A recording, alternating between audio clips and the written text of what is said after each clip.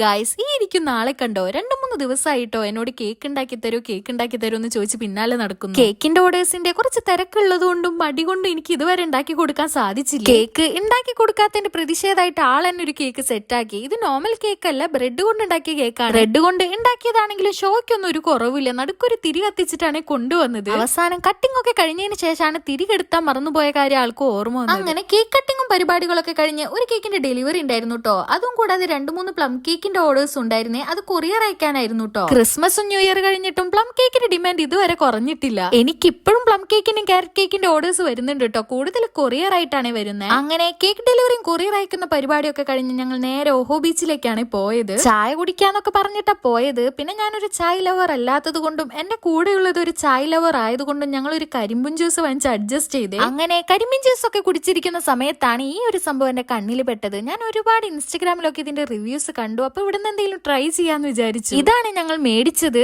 ഇതിന്റെ പേരെന്തോ choco tsunami എന്നാണെന്ന് തോന്നുന്നു. എനിക്ക് ഓർമ്മ കിട്ടുന്നില്ല കേട്ടോ. അല്ലേലും പേരിലൊക്കെ എന്തിരിക്കുന്നു. സംഭവം അടിപൊളിയായിരുന്നു. അവസാനം എനിക്ക് ഇതൊക്കെ മേടിച്ചു തന്ന എന്റെ ക്ഷീണം മാറ്റാനായി സ്വന്തമായിട്ട് ഒരു കരിക്ക് മേടിച്ചു കുടിച്ച് തൃപ്തിയാണ് എന്ന കാഴ്ചയാണ് കേട്ടോ ഇപ്പൊ കണ്ടത്. എന്നാ ഇന്നത്തെ വീഡിയോ ഇത്രയേ ഉള്ളൂ. Thanks for watching.